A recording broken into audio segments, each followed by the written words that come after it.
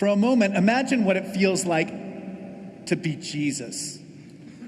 You go to visit your friend's hometown and you quietly heal the two brothers' mother-in-law. And 20 minutes later, before you even finish eating dinner, the entire crowd of the town is around the outside of the door. And so you immediately get to work healing people. And they look into your eyes with such gratitude. You bring peace to their tortured inner lives. They love you. So you work late into the night. You can only get away to be by yourself at about 3 o'clock in the morning. Over time, because there are always more people to heal, you try to sleep a little less every night. Maybe you even spend less time eating or visiting with friends. This gift of healing might begin to feel like a curse. Every moment could seem like it had been stolen from a sick person who is suffering so much greater than the effort it takes to make them whole. So you think traffic is irritating now? Imagine how it would be if you knew that by driving on the shoulder to the Civic Center exit, you could save 20 people's lives. It would be far easier to feel impatient with the people who you are supposed to love. I believe in demons. Even the greatest, holiest gift imaginable would raise up demons for me because I'm not completely centered in God. Although we believe in Jesus, the language of demon possession is even more foreign to most of us than the Greek of the New Testament. No one in our ordinary life talks much about demons. Usually, we use the language of science for experiences that people used to call demonic in other generations. But sometimes we need this vocabulary. I am very grateful that we have trained psychiatrists, scientific professionals, those who have experience with a broad range of psychological problems. They've helped me in so many countless ways. But I don't think that Christians can dispense with the language of demon possession. There is something mysterious, unknown, and unexplainable at the heart of our inner life. We shouldn't dismiss demons as merely a primitive, pre-scientific understanding of mental illness. So today I'm going to talk very briefly in the first section about two different worldviews, and then go on to talk a little bit more about what it might mean to think about the world as animated by demons. So the first is the modern scientific picture, and it's the one that we're most comfortable with. Like the demonic picture, it teaches us that there are unseen realities that influence our health.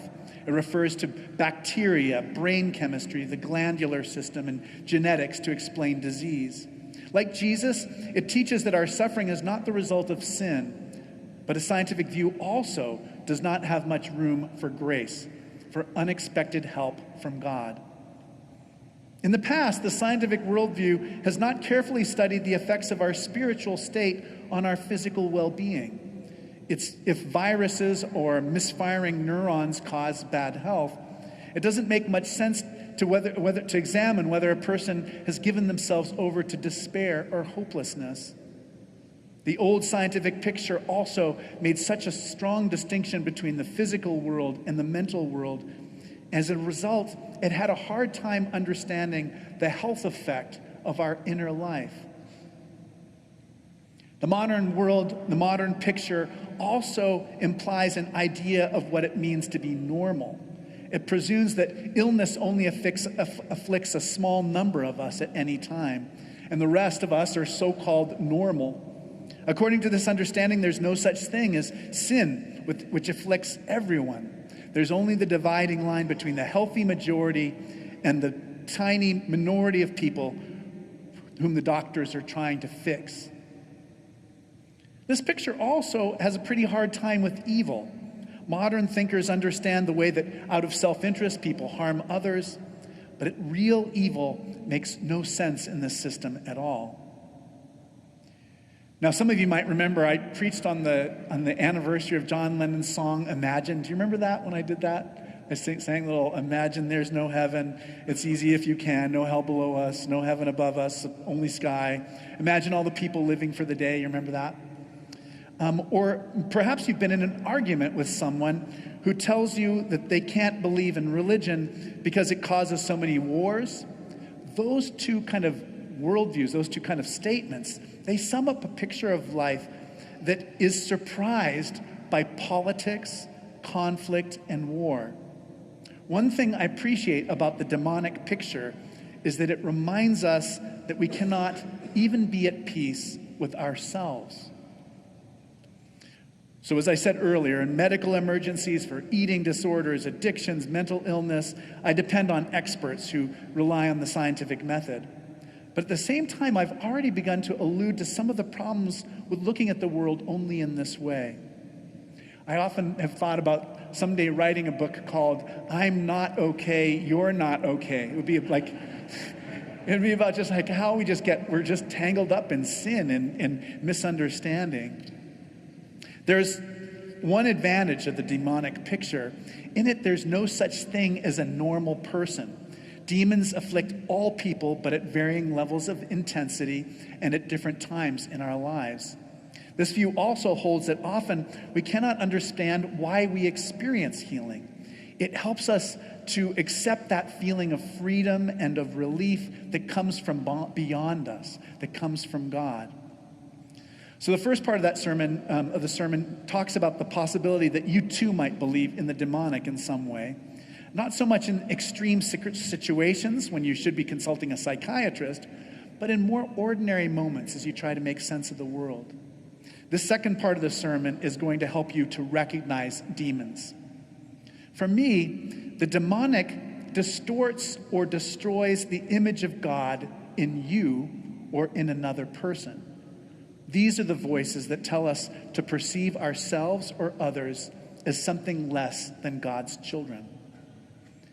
In the 4th century, Constantine became the emperor of Rome, and Christianity, after the Edict of Milan in 311, went from being an illegal religion, something that you could be killed for practicing, to being kind of a way that would kind of improve your social circumstances. It was kind of like a way of getting on the ladders to success. And it was hard for Christians to adjust in one generation to such a radical change of the circumstances. And so there were many Christians who went out into the desert and they formed Christian monasticism. They invented Christian monasticism. And they were known as ascetics. They were known as spiritual athletes, and they struggled with demons. They believed, the fathers, desert fathers and mothers, believed that demons act through our thoughts to arouse emotions that draw us away from the love of God. So solitude for them helped them to identify these demons. Prayer, self-observation, and knowledge also help us to prevail against them. Evagrius Ponticus, who died in 399, writes about this battle. And this is my long quote in the sermon. So, here's a message from the 4th century. It's worth hearing, huh? The demon of acedia, boredom, indifference, also called the noonday demon, is one that causes the most serious trouble of all. He presses his attack upon the monk about the 4th hour and besieges the soul until the 8th hour. First of all, he makes it seem that the sun barely moves, if at all, and that the day is 50 hours long. Then, too, he inspires in the heart of the monk a hatred for the place, a hatred for his very life itself.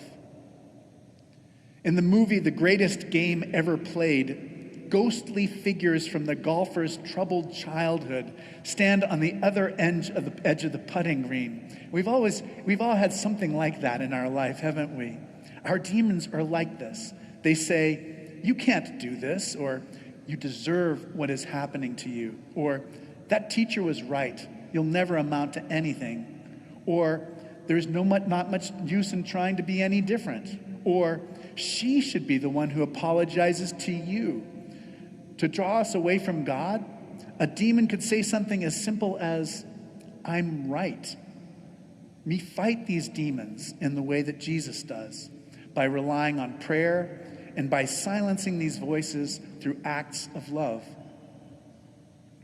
So this brings us to the answer of the opening problem. If Jesus had so much power to heal, Why would he do anything else? When the disciples find him praying in a deserted place, he tells them, I have to move on to proclaim my message in the neighboring towns. His works of healing and casting out demons sometimes seem secondary to teaching people that they are God's children, that they can do this work themselves. The ministry of healing and casting out demons that this one man inspired 20 centuries ago is what 2.3 billion Christians are doing today. The author Chaim Potok's mother wanted him to be a surgeon. I think my mother would have been happy if I'd been a surgeon too. At least happier than being an Episcopal priest. But that's a story for another day. Chaim Potok's mother reasoned with him. She said that he could be well paid and save lives too. And he replied, I don't want to keep people from dying. I want to show them how to live. In this time when the demons of fear and uncertainty possess our country, when the demons are in the internet and even sometimes our church, we as Christians must show people another way. This means talking about the God of love to people who see a world with neither sin nor salvation in it. Alan Jones used to refer to something he called the believer's secret. The believer's secret. He calls this the lifelong process of exchanging our living death for God's dying life. It is per crucem ad lucem and per angusta ad augusta, through the cross to the light and through the narrows to the heights. To know that one is a sinner and at the same time to know that one is standing in the grace and love of God. It is this position that leads us to joy, the joy that is the mark of the believer. At Alan Jones's funeral a week and a half ago, we had a family reunion, a tribe of people who believe in a more generous picture of what it means to follow Jesus.